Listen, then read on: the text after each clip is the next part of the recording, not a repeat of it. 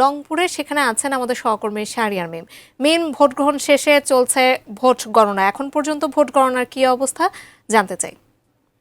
আপনাকে ধন্যবাদ। ত্রয়োদশ জাতীয় সংসদ নির্বাচন এবং গণভোটের যে ভোট গণনা, রংপুরের 6টি সংসদীয় আসনে 800-এরও বেশি ভোট কেন্দ্র কিন্তু একসাথে এখন কিন্তু একযোগে ভোট গণনা কিন্তু কার্যক্রম চলছে।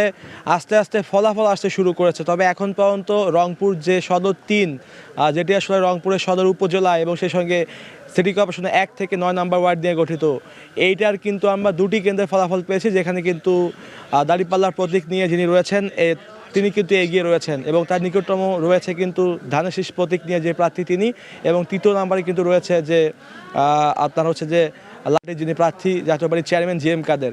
তো এরকম আরও বেশ কয়েকটি আসন রয়েছে। রংপুর যে 4 পীরগাছা কাউনিয়া আসন রয়েছে, সেখানে জাতীয় নাগরিক পার্টির সদস্য সচিব আক্তার হোসেনের যে প্রতিদ্বন্দ্বী প্রার্থী এমদাদুল হক ভরসা, সেখানেও কিন্তু এখন পর্যন্ত যে কয়টা ফলাফল এসেছে সেখানে কিন্তু ধানের শীষ প্রতীকের যে প্রার্থী তিনি কিন্তু এগিয়ে রয়েছেন। তবে ভোট গণনা কেবলই শুরু হয়েছে, অর্থাৎ 4টার পর থেকে শুরু হয়েছে, এখনও সবগুলো ফলাফল আসা শুরু হয়নি। আমাদের কাছে যে কয়েকটি কেন্দ্রের আসা শুরু হয়েছে আমরা সেসব জানানোর চেষ্টা করছি। অন্যদিকে বদরগঞ্জ যে আসনটি রয়েছে, যেখানে জামাতে ইসলামের নায়েবে আমির এটিএম গোলাম আজহা যিনি যেখান থেকে ভোট করছেন, সেখানে কিন্তু এখন পর্যন্ত যে কটি ফলাফল পেয়েছি 2টি ফলাফলে কিন্তু তিনি এগিয়ে রয়েছেন। তার নিকটতম প্রার্থী কিন্তু রয়েছে যিনি হচ্ছে যে জাতীয় পার্টির প্রার্থী।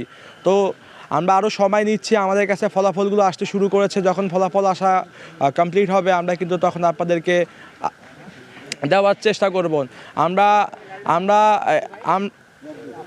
আমরা এখন আমরা এখন এখন আমরা খুলনাতে যেতে চাই। আমাদের সহকর্মী সেখানে অসীম সেখানে রয়েছে। অসীম, খুলনার কি অবস্থা একটু বলবেন?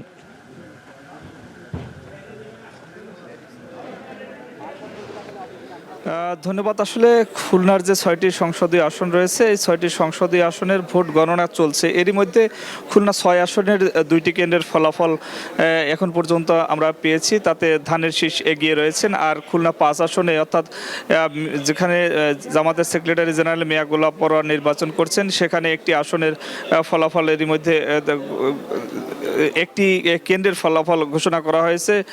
সেই কেন্দ্রটিতেও কিন্তু ধানের শীষ এগিয়ে রয়েছেন। এছাড়া খুলনা 4 আসনের একটি কেন্দ্রের ফলাফল, অর্থাৎ নাচুনিয়া কেন্দ্রের ফলাফল ঘোষণা করা হয়েছে। সে কেন্দ্রে কিন্তু ধানের শীষ যিনি প্রার্থী রয়েছেন আজিজুল বারী হেলাল, তিনি 654 ভোট পেয়েছেন এবং 11 দলীয় ঐক্য জোটের যিনি প্রার্থী রয়েছেন তিনি ঘড়ি প্রতীক নিয়ে খেলাফত মজলিসের 1004 ভোট পেয়েছেন। অর্থাৎ খুলনা 4-এ কিন্তু যে একটি কেন্দ্রের ফলাফলে এগিয়ে রয়েছে 11 দলীয় ঐক্য জোটের যে প্রার্থী তিনি। এখন ফলাফল ঘোষণার জন্য অপেক্ষা করতে হবে। ফলাফল এখনো পর্যন্ত রিটার্নিং কর্মকর্তার কাছে এসে পৌঁছেনি। অর্থাৎ রিটার্নিং কর্মকর্তা বলছেন যে ফলাফল যখন আসবে তখনই কিন্তু ঘোষণা করা হবে, সেজন্য অপেক্ষা করা হচ্ছে। আপনাকে একটু জানিয়ে রাখি, এর আগে সকাল 7:30টা থেকে বিকাল 4:30টা পর্যন্ত টানা ভোট গ্রহণ চলে। এই ভোট গ্রহণ